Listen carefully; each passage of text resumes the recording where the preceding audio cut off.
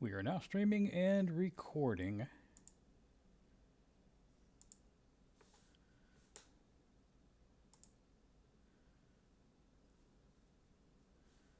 Cool. We are live. So, again, welcome to Appendix RPG, your ultimate guide to the thrilling universe of tabletop role playing games.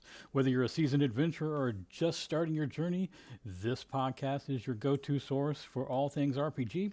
In our very first episode, we're diving deep into the highly anticipated 2024 rules for Dungeons and Dragons. Join us as we explore the changes, the enhancements, and what they mean for your next campaign. Get ready to roll those dice and unleash your imagination. Let's embark on this adventure together. I'm Ronan. With me is Chris, and let's get going. Good morning, Chris. I am awesome. How you doing, buddy?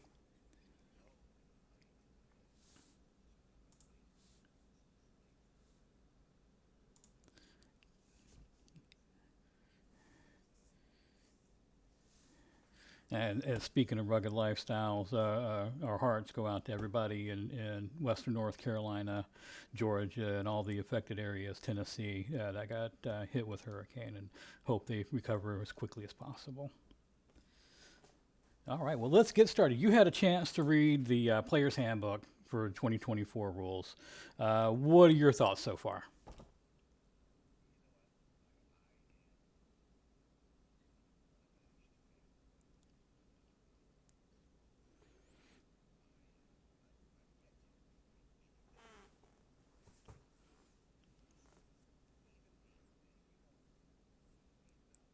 Hmm.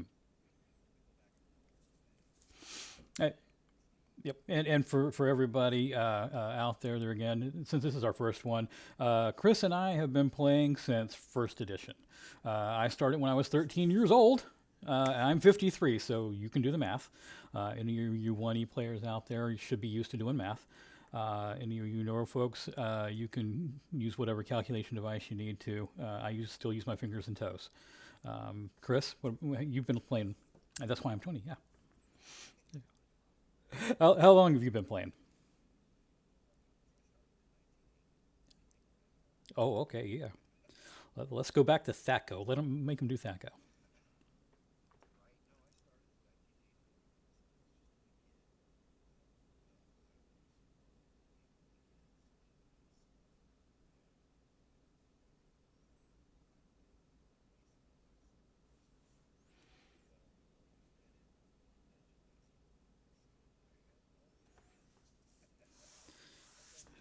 You are the epitome of the forever DM,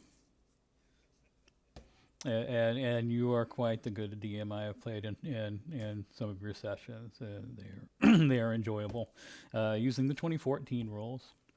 But let's head back to 2024 rules. The paladins. What do you like about the paladins? What did they do with the paladins that you liked versus the 2014 paladins?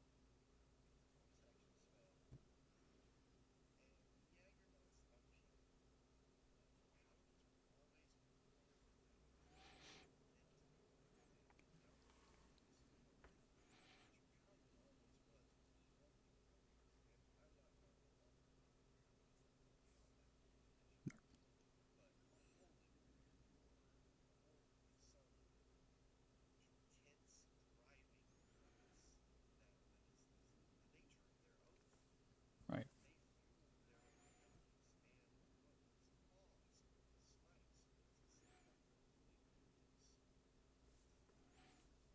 Right. Well, and so we're bringing 2024 is bringing that back. That's fantastic. Have you looked at any of the other characters? I was looking at the barbarians yesterday. Because yeah. Yeah, I've already told you if you kill my current character, who I am playing a 2014 paladin, yeah, that the next one I'm generating is my halfling barbarian, and so I was kind of prepping for that, and I'm liking it.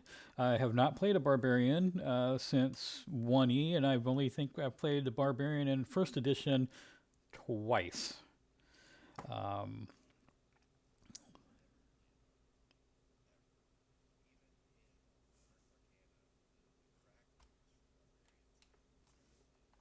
well,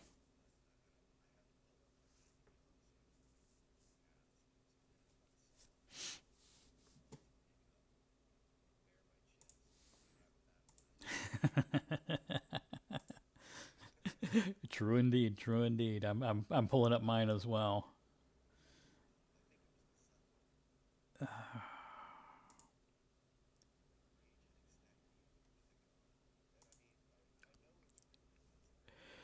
It's yeah, it's let's what if barbarians were paladins? We want to we want to multi-class the barbarian, but we don't want to multi-class the barbarian. Um,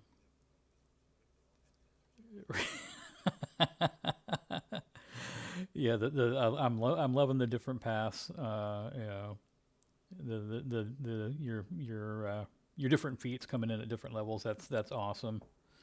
Um,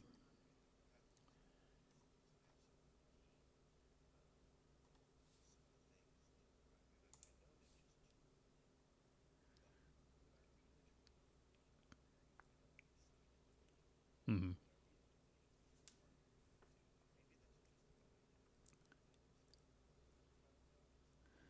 Do you think it also might be, and and this happens a lot throughout D&D's history, that it's the anticipation of new rules, the newness of it, even if it's just a slight change that we're everybody's getting excited about because hey, this is something new.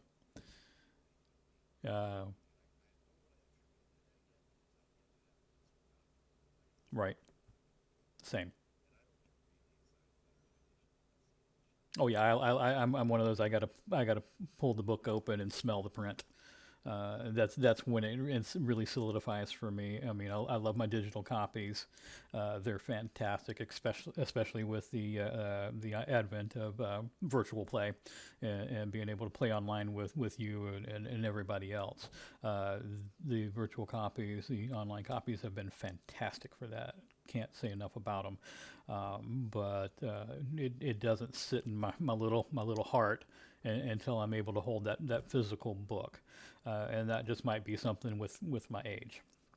Um, but going back to the different paths, yeah, the path of the berserker was wild. I was looking at the path of the world tree and the path of the zealot a little bit too, and I was kind of going, these could be fun. These could be fun to play. What kind of trouble could my little halfling get into?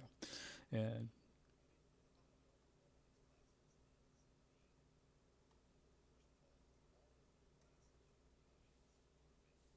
yeah,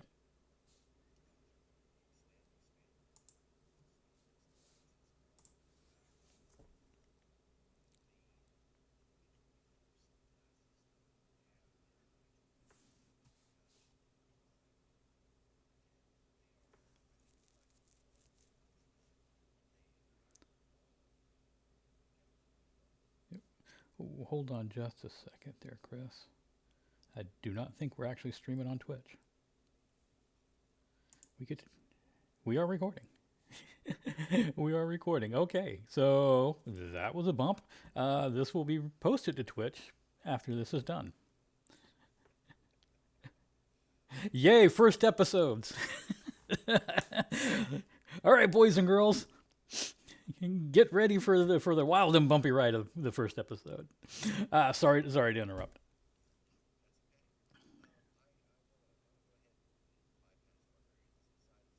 Yep. Okay, go for it. What's this class? Maybe get me interested in this class. Maybe I'll pull that up.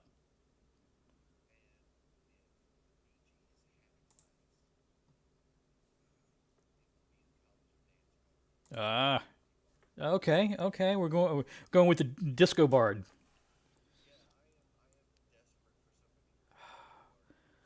Oh,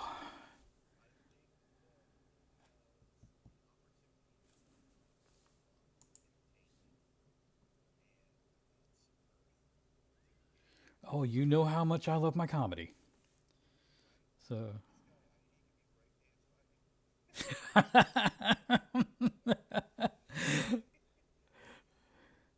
oh, fantastic. Man, I have not read through this yet. This might be this might be the way to go with if Andrew ever decides to leave the party.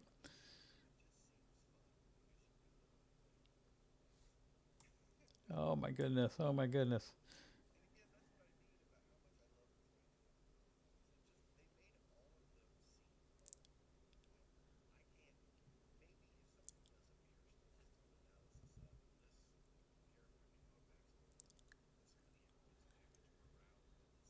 Yeah. I mean, it almost looks just there again. It's a brief glance over at it, but it almost looks to me as if they've kind of blended the bard and the monk. With the College of Dance. The well, no wearing armor or wielding a shield, but you get the dance virtuoso, the unarmored defense, the agile strikes, and then the bardic damage. I really can't speak, guys. Um, so yeah, kind of bringing in some of those monk. Well, traditionally it's the monk abilities. I won't say it's solely the monk abilities. Yeah.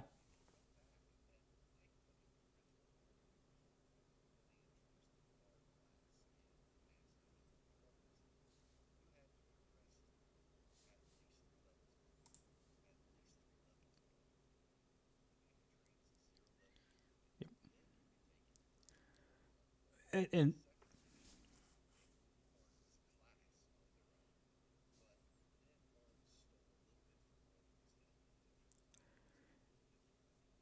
well, they were wanting TSR was wanting a jack of all trades character without having to multi-class that, and so they had to give it a name. What better name than a bard for your jack of all trades? Yeah,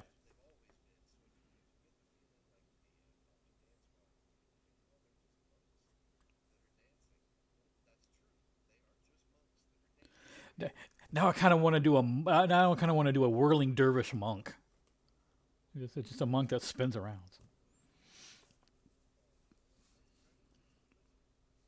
Yeah, I just,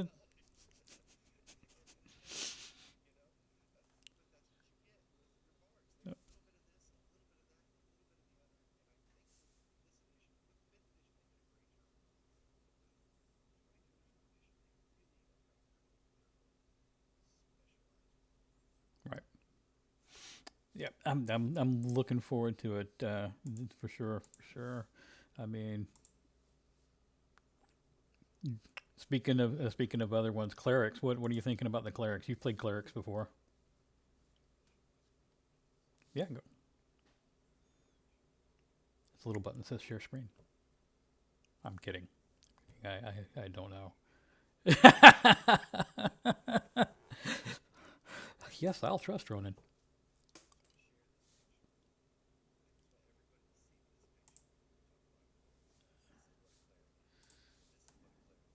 Okay. All right.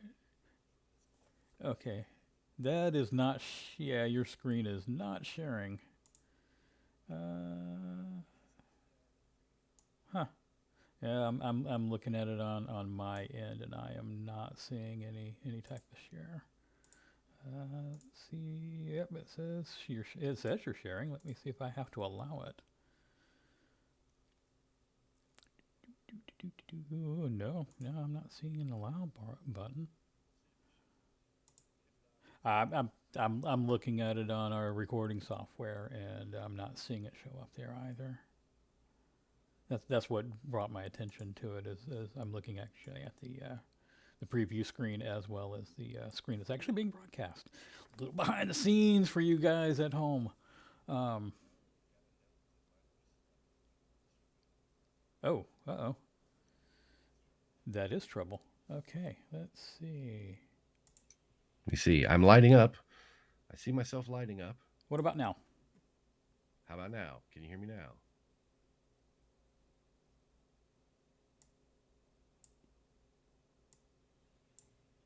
Testing one, two, three. Chris, give us a test. Here I am. Testing, testing. 1, 2, 3, 4, 5.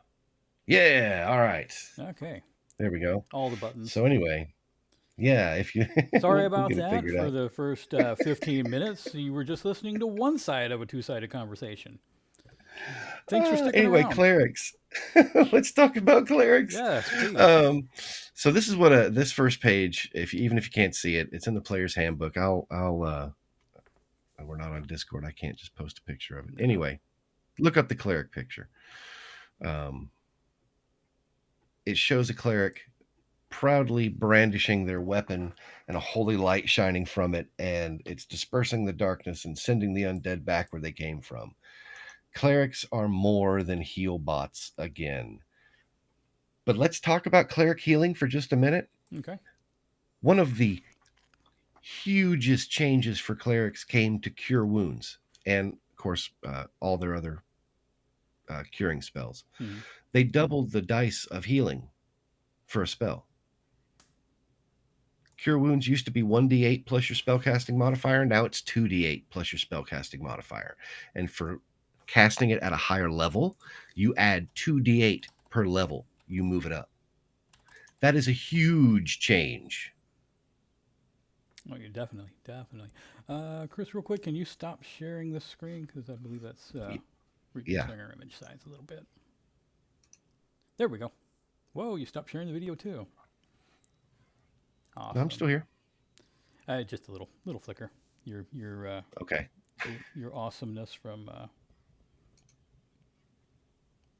not from Temple, from your bit of artwork that you have up there. Did they buff the damage of monsters or is healing just better now? Okay, so here's the thing. We don't know yet. The monster manual is not slated to come out till next year. Yeah. So we're not going to know anything that the monsters have until then. So until that time, I'm just going to keep subtly buffing hit points behind the screen where nobody can see it and making my monsters live a little longer. Yeah, typically what I do as a DM during a fight is you want to have that balance to where it's going to be fun, but not necessarily impossible. So you want to adjust the hit points accordingly. Now that doesn't mean if a kobold comes into a level 9 party that they now have 300 hit points. Well, They could. Who says kobolds can't level like regular adventurers? Um, but it should be tough enough.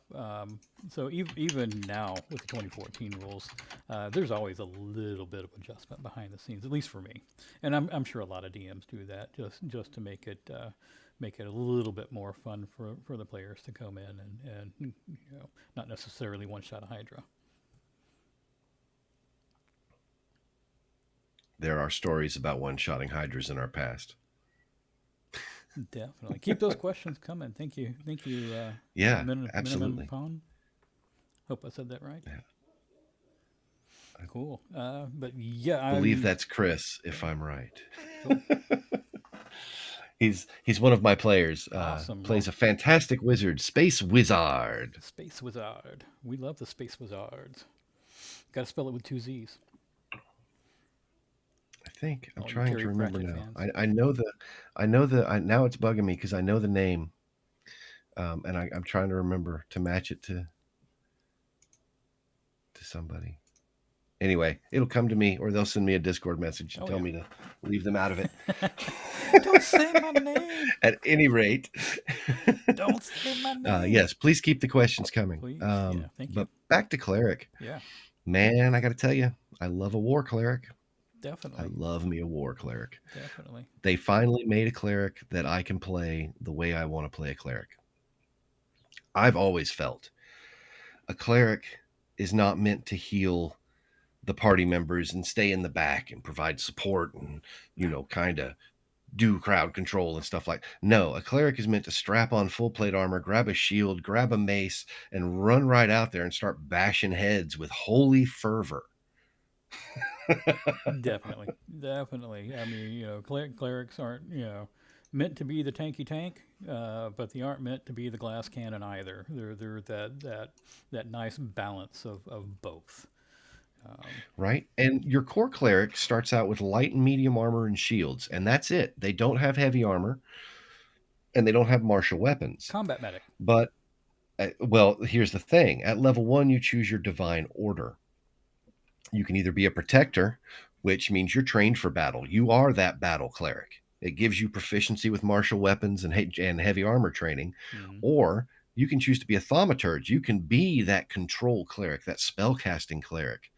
And that gets you an extra cantrip, which, I mean, we all know Toll the Dead is the best cantrip in the game. It can be. It can be. Any cantrip that once somebody hits an enemy and they're wounded, I start doing D12s of damage for a cantrip, and I can get multiple D12s as I go up in level. Best Mm-hmm. cantrip in the game. Boom, boom, boom. I'm gonna hit you, and not have to worry about burning spell slots. Yeah, hmm yeah. That was one of the things that I had to get used to as a 2014 player coming from first and second ed is just the massive amounts of damage you could do uh, with cantrips versus the cantrips of the older editions being a lot more creative if you wanted to do that upfront damage, especially in a battle situation. So that was a kind of a nice change. They, I like the design philosophy behind that because in AD&D, playing a wizard is an exercise in frustration. Playing a cleric is even as much. Well, not quite as much because you have more spells as a cleric. Mm-hmm. If you have a high enough wisdom, you can really rack up the bonus spells as a cleric and be really useful even from level one. But a first level wizard has one spell a day. You cast your one spell, Right. and that's it. From there on, you've got a quarterstaff, a dagger, or some darts, and that's what you do. That's the rest of your adventuring day. Right. And you have at most 6 hit points at level one. That's the Right. most you could possibly have. More commonly, you're going to have 2 or 3 hit points, and that's going to be it. It was really rough on us back in AD&D, y'all. It was. It was a it was a addition for definitely for Generation X. Well, let's Here, throw have the fun the hard way. yeah. Here's a bunch of giant darts. Go throw them up in the air in the lawn. Uh, Right. here's your hammer and nails and some old plywood. Go make a ramp. I will say though that the new clerics, they have made some interesting changes to some spells. Mm-hmm. What was the one I ran across just the other day? Oh, it was just last night I ran into it. They have created a change to spirit guardians in the way it's worded that I'm expecting them to errata rather rapidly. Okay. But it used to be spirit guardians and spirit guardians is a third level cleric spell. It's the cleric fireball Right. essentially. You cast it. It's a DC whatever wisdom save. If you fail it, then your movement speed is halved and you suffer 3d8 damage. And that's without upcasting. And if you upcast it, it's more damage Right. and harder save. But now, and you used to take that damage when you ended or when you began your turn in the Spirit Guardians. So on the monster's turn is when they took the damage. Now you it's when you enter the emanation, because I believe it's an emanation now, not a radius. Mm-hmm. It's when you enter the emanation or if you end your turn there, which means the cleric can advance 5 feet, retreat 5 feet, advance 5 feet, retreat 5 feet, advance 5 feet, and retreat 5 feet, and hit you with it 3 times in one turn. um, I'm not allowing that in my games, of course. I mean, anybody can see why. Yeah, But yeah. the way it's written now, that's how it works, Well, to my understanding. I know there have been a lot of folks test playing it. Wizards of the Coast did do a lot of test runs and allowed some copies to be spread out for that purpose. So I am looking at a broader run to see what people do with some of these new abilities and new classes Right. and new rule sets too. Also, now as a cleric, I can heal you with a channel divinity. It used to be you had to be a life cleric to do that, and it was a special thing they got for their channel divinity. But no, all clerics now have what's called divine spark. They present their holy symbol, and they can heal you for a D8 plus your spellcasting ability in hit points. Awesome, It's great. It means I don't have to use any of my spell slots for cure wounds. awesome, awesome. Because let's face it, the old cure wounds was nothing more than oh look, you fell down to negative hit points or 0 hit Let points, and me, now you're making death saves. Let me bring you back up. yeah. It Let's. was never to heal somebody back up. It was to keep you from dying, and Right. rolling up And a now crit. it will now it works that way, Yeah. but it didn't used to. Excellent, excellent. Well, you want to move on to Druid? Yeah. Sure. I don't I I'll don't admit play druids are they're a blind spot for me. me as well. I don't think I've ever really played a Druid. Um, I haven't looked at them very much. Let's see. I I haven't heard much good or bad about druids either way. I haven't either. So not much to And I talk never about. yeah, I never play druids, so I don't have a whole lot of information to throw at them. Um, they are, I admit, they're a blind spot for me. I don't know a great deal about them. I'm digging through them right now. They look fun. The Circle of the Stars, especially, looks like a lot of fun. Right. But I imagine we'll see a bunch of people doing Circle of the Moon to access the monster Hmm. uh, shape shifting. Yeah, that was the little glance I had last night. I was looking at that. That looked the shape shifting looked like it could be a lot of fun. Yeah, So I but can definitely see that. Your circle of moonbeam and your circle of the moon spells. I know a lot of folks that like that moonbeam spell. It comes in handy, especially at that low level. so here's a question. Clerics do no longer pick their subclass at level 1. They get it at level 3, just like everybody else now. Right. Um, I know a lot of people are cheesed off about that. But I play clerics. I have a cleric right now that I'm playing in a 5th edition game using 2024 rules. He's a war cleric, and he just got his 3rd level. And uh, I mean, I haven't slowed down with him. I haven't had to change the way I play him. I haven't had to really do anything special with him. It's just he didn't get his war cleric abilities until now. Yeah. Yeah. I think I can see where a lot of people were upset about about that move. Your subclass going from one to three, kind of like, oh my gosh, what am I going to do for backstories and things of like that. I think this allows you, um, and there's nothing to say your DM can say, can't say, okay, pick your subclass at one, still. Right. But leaving it at three, I think it gives the player a little bit more time to hone in on what they want to do. Okay, I want to do a Circle of the Stars druid.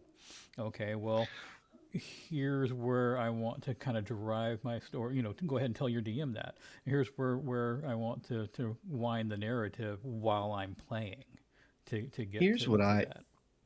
here's what I advise people to do. And I love that they've moved them all to level 3, and I love it for this specific reason. I come from an era where we didn't plan our stories out. No. We had no idea what was going to happen to us after first level. Heck, a lot of times We neither did the knew GM. exactly. We we knew what had happened to us before first level, and even now, I encourage people not to be princes or kings or war leaders or, you know, big high muckety mucks, because yes, at first level you're way better than a commoner. You're so much better than a commoner. It's astronomical. You're still not as good as the king. Yeah. You're able to beat up all the farmers in your village. That makes you the toughest farmer in your village. It does not make you king of the realm. It gives the player more opportunity to craft the story that you want to craft. Right. Without, I mean, it's great to have the backstory information that are in the books. You know, whoever prints them, whether it be Cobalt Press or Wizards of the Coast or if you're playing Pathfinder, any of that. Um, it's great to have those as guidelines. But much like us as real people, you know, don't have a pre-crafted background. I find it more interesting and more realistic if you want to play that put that little bit of realism into your fantasy world, to come off as that zero level, you know, whatever, and build up so that when you do get to that, you know, eighth, ninth, 10th, 20th level character, you've got a slew of backstory that you've built up and actually rolled the dice with and had those encounters that may or may not have went the way you know you thought they were going to. I think that makes for a much more interesting game to me. Yeah. Let the story happen to you. Don't decide what's going to happen to you before the story even has a chance to weigh in. Definitely. Because uh, I'll use the example we're talking about, moving cleric subclasses to 3. Sure, I wanted to play a war cleric, but I don't know how my first level character is going to interact with the other first level characters, what the group dynamic is going to be. It may turn out that these knuckleheads need saving way more than they need me fighting, you know? And in that instance, I'm going to make a life cleric. That's just the trajectory of that character changing. But if you've already got it set in stone that I'm going to do this, and then at this level I'm going to have this, and then at this level I'm going to have this, then you're absolutely playing the game, because there's no wrong way to play the game, but you're not allowing yourself room to engage with the story. I look at role playing games. You know, I have more experience with Dungeons and Dragons than any other role playing game that out there. Mostly, like I said, been doing it for 43 years. Um, but I look at them almost kind of like you would as an actor. You know, in order to fully encompass that character that you're building and that you're playing, you need to take those life experiences and pour into that, so that if you've already got the narrative written and canyoned, it's a lot harder to play that part. Yeah, Whereas if you allow more improv, you may or may not get a much better part. There you go. My two cents. Like you said, Chris, there's no right or wrong way to play this game, and that's the beauty absolutely not. of this game. There's a table for everybody out there. Yeah, yep, yep. And just because you don't feel comfortable at one doesn't mean you're not going to feel comfortable at 100 more. Right. Right. Yeah. Yeah, that just means you didn't find the right table for you. Mm. So the next up class is possibly my favorite of all time. Oh yeah. I am a human fighter player. That is my favorite race class combination. I love humans. I love fighters. And oh boy, did they pretty up the fighters. Tell me about it. Give me. This is your love class. It Go. doesn't matter what else they did to fighters, nothing else matters. They gave them weapon mastery. Yep. Now, weapon mastery is a thing they have introduced in 2024. Each weapon now has a special ability that it can perform when you attack with it. Okay. If you have the weapon mastery ability, certain classes do. Paladins have it. I think barbarians have it. Mm-hmm. Fighters have it, and I think other classes can get it through subclasses. I'm not 100% sure on that yet. I Okay. haven't homogenized the entire player's handbook yet. But what these allow you to do, for instance, there's one called, let me look them up. Weapon mastery. Mastery properties. Here's one. Nick. When you make the extra attack of the light property, you can make it as part of the attack action instead of the bonus action. What that means, for instance, if you have a short sword and it has the nick property, you can attack with it as part of your attack action without using your bonus action, like you used to have to do with two weapon fighting. Right. So it retains your bonus action. For a rogue, this is phenomenal. Now you can attack with short sword and dagger, and you still have your bonus action to disengage, dash, or hide. Mm-hmm. And for a rogue character, that's it, epitome. It's up there. You really need to be able to take that bonus action to get out of the Right. fray. Now, where weapon mastery is going to shine, this is my prediction for every table going forward. Mm.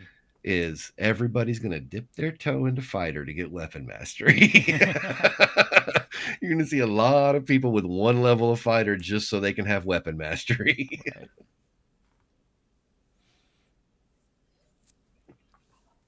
It they're so useful, and combat is so ubiquitous to D&D Mm-hmm. that at lower levels that weapon mastery is as effective as a magic item that has a special property. Right. We'll So, run through a couple of them. well, You've got, let me ask you this real yeah, quick. What do you think? Because I know you've kind of dipped your toe in our 1E game a little bit in psionics. So what do you think about the Psi Warrior? Have you read it? Have you read much about that? I love the Psi Warrior. Let me take a look at him in particular. Not necessarily the Psi Warrior, because the old Psi Warrior was good, but I felt like he was eclipsed by one of my favorite classes, which was the Echo Knight. Okay. And I know that the Echo Knight was from Critical Role and was part of their Exandria campaign, but I've allowed it in all of my games because I love it so much. Now, the Psi Warrior, let me just reacquaint myself with him real fast. You get energy dice. You can create a force field. You can strike with them. You can use telekinetic movement. That's kind of cool. You can remove charmed and frightened on yourself. You can give yourself half cover. Nice. And how do you think that the psi powers, since you've kind of played, had your foot in both doors, how do you think that the psi powers in fifth edition in 2024, 2014, 2024, stack up to first and second? Okay. What we're looking at here is a flavor of abilities. And it just, the flavor happens to be psionics. This is this Psi Warrior energy dice table that they have here is very similar to the old Battle Master maneuver die. Matter of fact, let me look at the new Battle Master. He gets maneuver dice and maneuver options, just like the Psi Warrior gets options. Um, it's just a different flavoring of fighter. So I'm 100% cool with it. What it is not is reminiscent of AD&D psionics. Right. This is just a fighter who buffs himself with psionic power, which is cool and it has great flavor to it, and I love it. Um, and I'll address your questions here in just a second too. And I love the Psi Warrior and I love the flavor of it. But the old school psionics is more akin to a wizard Mm. or a sorcerer. And let me make sure they don't have anything for them dealing with psionics. I know wizards don't, but Yeah, I know sorcerers we might. hadn't gotten down to that Yeah. yet. No, there are no other psionics. So right now you're dealing with two psionics. You've got the Psi Warrior and the Soul Knife for rogues. And as far as flavor goes, I like the Psi Warrior. I love the Soul Knife. Hmm. Cool. So let's get back to that question. Do you get weapon mastery through feats, or are they a fighter class feature? I believe, and let me look right now. I believe you can get weapon mastery as a feat. Let me look at the chart. Weapon master is a feat, and It allows you to use the weapon mastery property of one kind of simple or martial weapon of your choice. So yes, you can gain it as a feat, but they're really so useful. But I don't know that they're more useful than an ASI. Hmm. Sure. And that's always been my struggle with feats: is do I take a feat or do I take the ability score increase? Because really, I'm not much of a power gamer and a crunchy gamer, Mm-hmm. but I did play 3.5 for a long time. And I am always in a hurry to get my primary stat to 20 as fast as I can. Right. But after that, the sky's the limit for feats and stuff.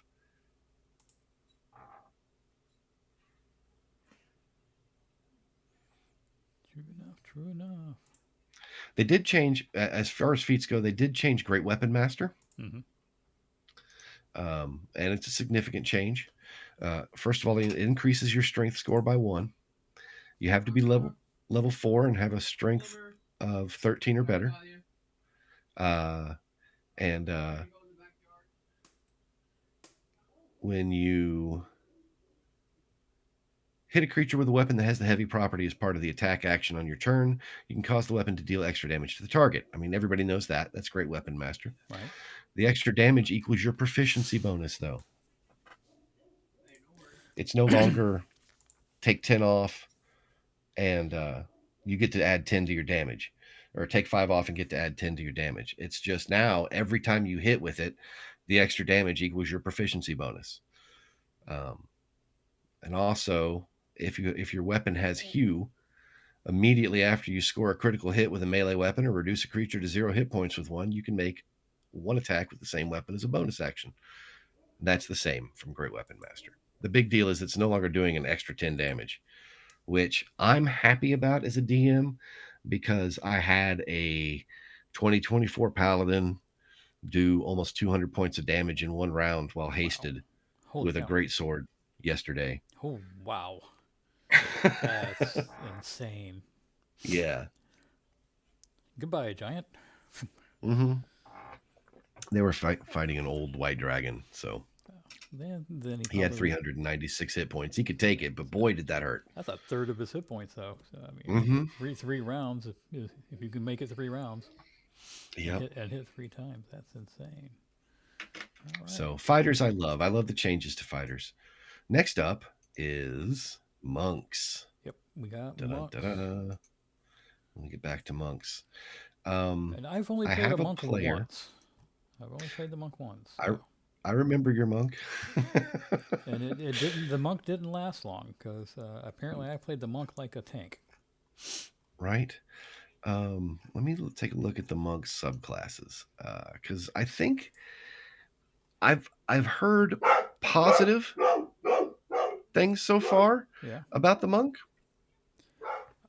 I've Um, I've I've I've heard that they've nerfed the monk a bit, which I've got a monk in one of my games, and I don't know if just the way he particularly made this build. Actually, I got a monk in two different games.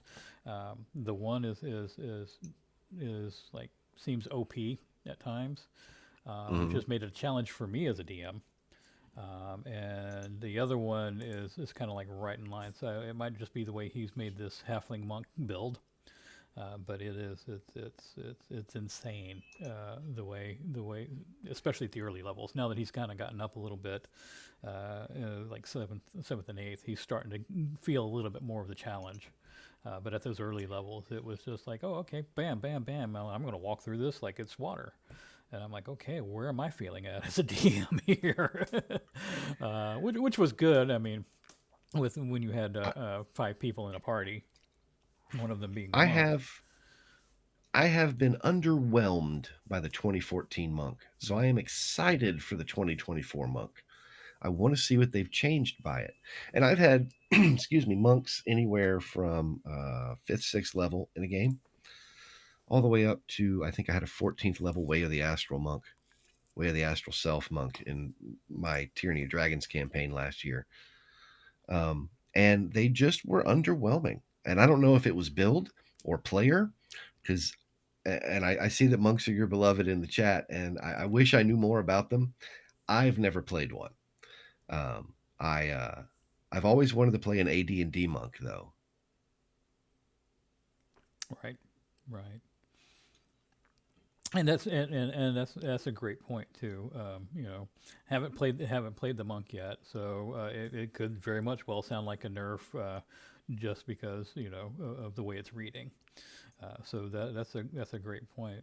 Until we get out there, get boots on the ground, and or feet in the soles of the monk, it's Right. going to be great. Thanks for that input. So let me go to next. I wish, like I said, I wish I had more to say about monks, but I just don't know a whole lot about them. I We like talked the about paladins. Yeah, I like playing the monk. The brief time and there again, and as a DMing a couple of monks, it's been interesting. The one has been a challenge. The other one's kind of fall in line with the rest of my thoughts on player characters and whatnot. So, but yep. So let's look at rangers for a second, Oh, the ranger, and I'm going to go right to everybody's favorite ranger, the Gloomstalker. Everybody loves the of Gloomstalker. course. Now I'm sure they got nerfed. Let me look at them real fast. They do more damage now with their dreadful strike. That's good. That's good. That's going to come in handy in some of those tight situations. They took away Hunter's Mark from them, but as a ranger, you get Hunter's Mark, so you'll still be able to do that. They they reduced their dark vision down to 60 feet or increased it by 60 feet, so it's not 300 feet anymore. Oh, good. Or maybe I've got them confused with Twilight Cleric. I might have them confused with Twilight Cleric. That's an incredible amount of distance to be able to see. Oh, it's terrible. It ruins dungeons because at 300 feet of dark vision, you can see into the next corridor. Yeah. You can see anything waiting for you. You can see across the dungeon. Yeah, before Yeah. it can see you.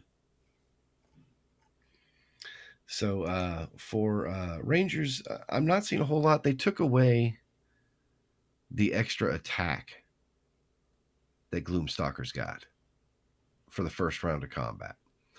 And I think that's a good thing because Gloomstalkers do a lot of damage. They're doing an extra 2d6 psychic damage, which nothing in the game resists psychic damage. No. So they're guaranteed to do 2 to 12 damage Well, once they hit. well, nothing in the game right now resists psychic damage. We will know next year if maybe vampires or something along those lines would be able to resist a psychic attack. Right.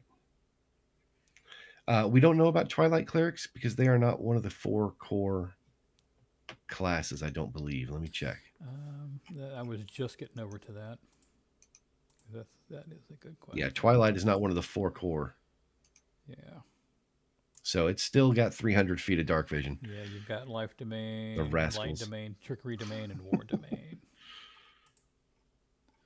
So I'm sure Twilight will be along. I don't see them leaving that out. They're going to leave some stuff out of the player's handbook, just so they'll have another book that they can print or Oh create, yeah. Oh which yeah. is fine. They want to I don't they want begrudge to them print that. books. Yeah, they want to print books. It's an income stream, Yeah, and I don't begrudge them that. I want to see the company continue to exist, right? I and want and my that, company to keep publishing books that I want to read. yeah, preferably in print, but you know. I also don't Right? want to be so set in my ways to realize that technology is advancing. Look, man, as long as they don't take my PDFs away from me, I don't mind going to D&D Beyond to read things. Uh, yeah, as long as they don't take the legacy stuff away, Hmm. is my biggest thing. I enjoy my legacy content as much as I I, enjoy the current content, and I think that is a lot of issues with a lot of the stuff that's been coming up lately between 2014 and 2024. I Um, feel like they would have to offer all of the legacy content for download to users who had bought it or suffer a huge class action lawsuit. I mean, it's new ground. Yeah, This is kind of what they're facing in the streaming world right now with your actors and your streaming services. Is this is completely new ground? How do we distribute stuff now? How do who has ownership? You've purchased right, a movie from a streaming service. Is it really yours, or are you just licensing it to view it while they keep it? What happens if that company goes out of business? right. Heaven forbid, what happens if Netflix or Amazon or some of these companies go out of business? Mm, Where is that content that you stream now if you haven't downloaded it? So yeah, it. I would like to still see physical copies, just because I have bookshelves. I love my books. We've discussed that. But if they move away from it, then we'll fall back and punt. Maybe I'll start my own printing service in the house and print from PDF and learn bookbinding. let's talk rogues. Let's talk rogues. Rogues are awesome. I've always loved rogues. Rogues are sneaky, As you know, sneaky. I have played a thief Yes, you for a have. long time. Two things stand out about the rogues. First of all, they made them even more skillable than they were before. And uh, one thing I will say is I said they made them more skillable. What they did actually was take away some things, some Mm-hmm. skills. So they don't have expertise in as many as skills as they used to. So they've lost a little bit of skill. But then something they have done with rogues. Oh, what was it? I've lost my train of thought as I was talking about it. Um, oh, they have replaced the tool proficiency with thieves' tools with the sleight of hand skill. Okay. You have to have thieves' tools to use them, and it requires thieves' tools for certain checks, but it's no longer a proficiency check, it's now a skill, so you can get reliable talent on it, I like that. I, right? I, I like You that. can you can make it so your sleight of hand roll minimum is a 10 as Mm-hmm. a rogue. Mm-hmm. I tend to And run my lock picking a little different than what's in the game, just to kind of give it a little bit more impact as to picking a lock. So it's not just a roll the dice and here you go type of deal. There mhm, was a source online, of course, YouTuber, that had mentioned this system, and I looked it up and downloaded it, and I really liked it. And it adds, like I said, a little bit more, especially like, oh gosh, I need to pick this lock in combat. All right, right. now it's not just a one simple rule. It's a okay, how many rounds of combat is it going to take to pick this lock? Um, and goes that way. Um, so that kind of, and also, if it's not in combat, it's all right. It's going to take you so long to pick this lock, and that increases the chance of a wandering monster or a wandering patrol coming by and seeing, hey, what are you doing picking this lock? So Right. I like that in my particular games as I'm DMing. So the sleight of hand, I think, is going to be great addition to that too. Now, every one of these rogue subclasses is awesome. I'll just start with the level 17 ability you get as an arcane trickster, where if a wizard casts a fireball at you, they have to make an intelligence save against your spell save DC, or you just gained their fireball and can cast it at them. Oh wow, that's rude. That is rude. Oh my god. No. Oh. They Does can that do it work once with per long rest, and it's just rude. It's so rude. that is that is Power would kill bad. mine. Oh my gosh. Magic missile. Can you do that with a magic missile? Oh my Magic missile upcast at level 8. I'll take that. yeah. Oh. mm, that is oh my Oh, gosh. there is no other reason for me to want to play an arcane trickster other than to do that. Just just Um, just that one time too. yeah, just to be able to do that over and over Like, again. okay, Assassins, I've taken your spell. I've cast it back at you. I'm done. I'm gonna go retire now. right? Assassins, they have changed the way assassinate works, which is great. It used to be it was only effective during the first turn of combat, Right. which if you're sneaking up on an opponent and you roll initiative, that's your first turn of combat. Mm-hmm. Half the time you never got the chance to use your assassinate. Yeah. Now During the first round of each combat, you have advantage on attack rolls against a creature that hasn't taken a turn. Now, that's actually, I misspoke because they do have it the same way. It is still the first round of each combat, Okay.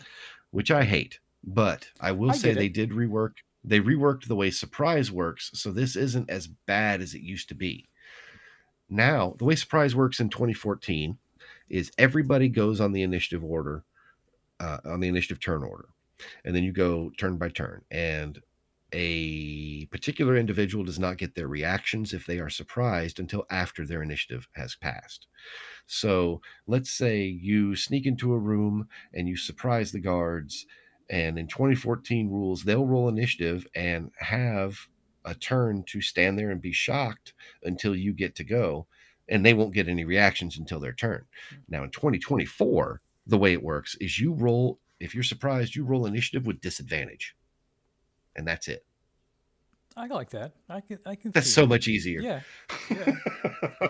And then And so that that means, sets you out. Okay, I'm not up here. I'm down here, and right? that makes And sense. that'll tend to drive the enemies lower on the initiative tracker, Hmm. which means this surprising strikes. It's required that the creature hasn't taken their turn yet. That's going to make it much more viable. Right. And then instead of it doing critical damage, which everybody's going to hate this, instead of it doing critical damage, it does extra damage of the weapon's type equal to your rogue level. I actually like that. Which, well, think about it, because you used to be able to hit with it and then sneak attack with it, and it was a critical hit. So you would double your sneak attack Hmm. damage and double your base damage. You used to be able to get more damage off that way, but I just think mechanically it's going to run a little easier now. I do too. I mean, it. I know the biggest thing with a lot of folks out in the world are how initiative is done and how the turn tracker is Hmm. done. Uh, you know, is not wanting combat to last as long. I'm a combat nut, so I kind of like it. It doesn't bother me that it takes 5-10 minutes to get back around to me. Right, It gives me time to prep. Okay, what I'm going to do? Where's everybody at on the map? Strategize, and not everybody works that way, and that's fine. So I think right. it's going to be a downside for those that like that quick, speedy. Hey, let's just all do a group initiative roll, and we all go on the same initiative round as far as the players and then the monsters. Um, Right. so that'll probably take a little tweaking for those type of groups. No, I agree. Soul knives are really cool. A soul knife can add their psionic energy die, which ranges from a d6 to a d12, depending on their level. They can add it to a skill check or a tool check if they have proficiency in it. So you just barely missed it. Oh, I need a bless. Okay, I'll roll this d6 and give myself a d6 worth of skill points. Right. That comes in handy. That comes in handy. Kind Right? of, harken back to the halfling's luck roll. Oops, I rolled a one. The Yeah. soul knives can use the mastery property of their psychic blades, which is Vex. And for those who don't know, Vex, if you hit a creature and deal damage to it, you have advantage on your next attack roll against that creature. Yes, I think it can be added to after a failed roll. Let me see. Okay. Yes, absolutely.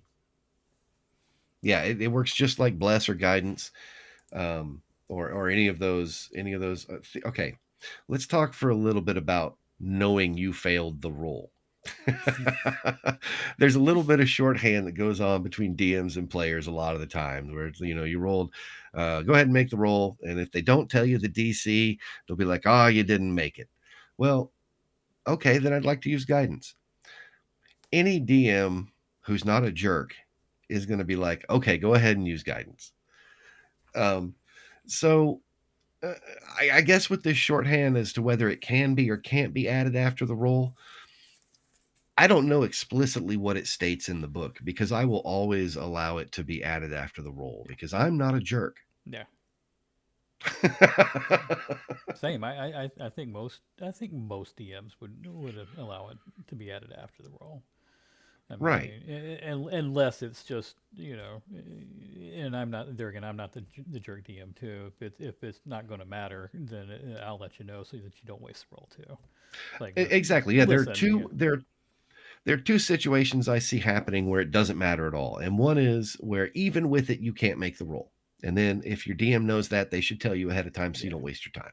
Or two, you know this roll counts, so you throw everything you've got at it mhm. before you even make the roll. You know your layering guidance. I know I'm using a psionic die. I know I'm going to roll a die 20 and use reliable talent. And those are the two situations I see a lot of the time. I very rarely see, well, I roll for it. Okay, I didn't make it. You didn't make it. Oh, well, I'd like to use guidance. Oh, you can't.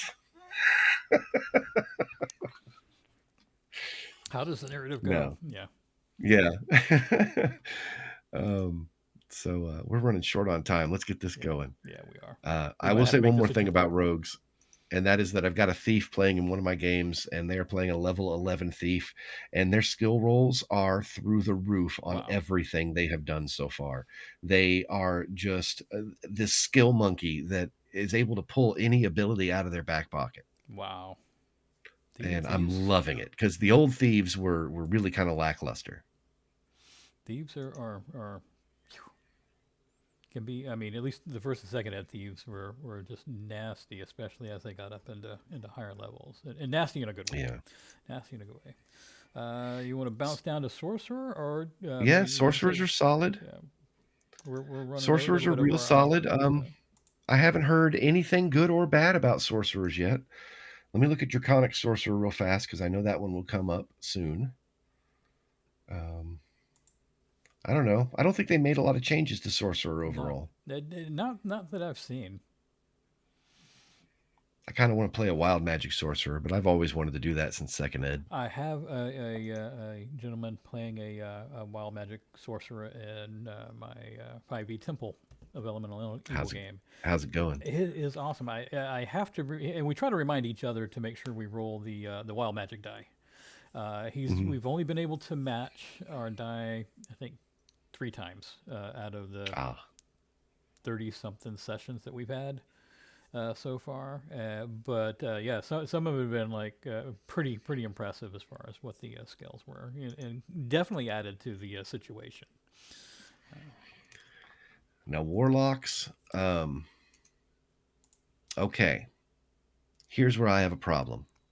They took away my favorite combination. Okay. It's not as viable as it used to be, and that is the Hexblade Paladin. And it doesn't work as well as it used to because the Hexblade works now. It's not broke anymore.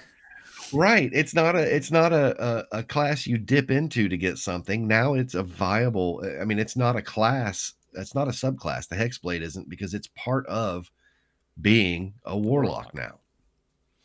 Right. You get that pact magic. You get Mm. your pact without having to be a Hexblade. But I don't think they have without it without Hexblade going into Paladin as a charisma based fighter doesn't make as much sense. That's what I'll say about it. I No, want to see when they redo Hexblade. I want to see what they've done with it, and I hope they open it up so that thematically it's not tied to the Raven Queen that's fair. That is fair. because anybody can make a pact with a greater power to achieve a portion of that creature's power. Mm-hmm. It's a matter of what are you willing to give up, and I mean, a paladin already has an oath sworn to an ideal. So yeah, Why can't that ideal also grant them warlock abilities? I mean, I would, the way I always envision paladins, it's usually to a church of some nature, or My a faith, paladins or always are religious. yeah, or a faith of some nature. Faith doesn't have to necessarily be a church, which kind of opens it up, to being a paladin that's more druidic. Right. or a paladin that's more towards the evil, the anti-paladin, so to speak, or the evil, the more evil side of things. Um, Paladins that you normally wouldn't look at. So it's gonna be fun. I'm itching to see the DM's guide for this coming out. Yeah. So The new warlocks, though, I have a player playing a new warlock, okay, and so the jury is still out. I'll be playing with them tonight, and I'll know more about how they're feeling about them now. They were kind of disappointed with the performance of the 2014 warlock in the story we were playing. okay, So I offered the 2024. I'm like, well, try out the new one, see what you think. So I'll update everybody as we go, but definitely, definitely. Maybe I know next that week my we can get that answer. right my favorite warlock isn't didn't get the love yet. There's still time. There's still time. Right. So And then one of my favorite classes that I very rarely play, but I love them, is wizards. oh yeah, I think that's one of my. I like playing wizards. I'm just terrible at playing wizards. They only gave us four subclasses and none of them were transmuters, so I'm a bit miffed about that. But they did give us Evoker, which they had to because Hmm. Fireball is a thing. Of course, you can't have a D&D game without a fireball. And they did give us Illusionist. What I'm really wondering about is if they have really buffed up the illusion spells or not. Because I haven't really looked at them yet. I've got a player who is playing a wizard in tonight's game as well. Um, and they have been playing with 2014 spells, but I keep Hmm. talking to them about wanting to change over to a 2024 wizard because I'd like them to start using 2024 spells so I can learn more about them. Right. I know Conjure Celestial is broken as far as spells go. It is the most broken spell in the game now. Thankfully, it's sixth level. Um, basically, you turn on a fire hose of damage. Mm. I'm looking at the class features for the Illusionist now. Oh, that's nice. Illusion Savant. No verbal components for illusion spells. And it can increase the range by up to 60 feet. Free cantrip. And which subclass is that again? The Oh, the illusionist. Illusionist. Okay. Yeah. These are some pretty rocking abilities. I see how useful some of these could be. I love Illusory Self. Never really. I was never really a big illusionist fan. So that's I was more evoker or abjurer when I played. Like I said, I never really played a good. I love wizards. I just terrible at playing them. Yeah. There's a lot to manage with a wizard and a lot to be wary of because you don't want to your positioning is key. Yeah, true. You have to be in range but far enough away that you're not a target. Please don't sneeze on me, sir. All right. Well, that is about our time right now. Um, so we can go ahead and wrap this up for this week. This is going to be posted on the YouTube channel, Appendix RPG. So you'll be able to go back and watch this anytime you like.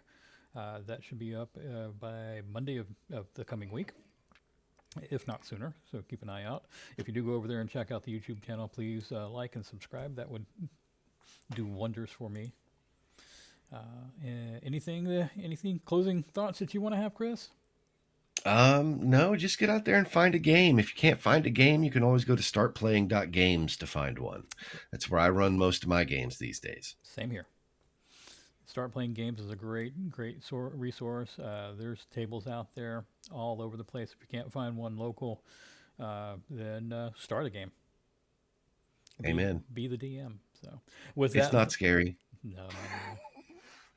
You're more than welcome. Thank you for joining us for this chat, and hope to see you again next week. Like I said, go over to YouTube, check us out there.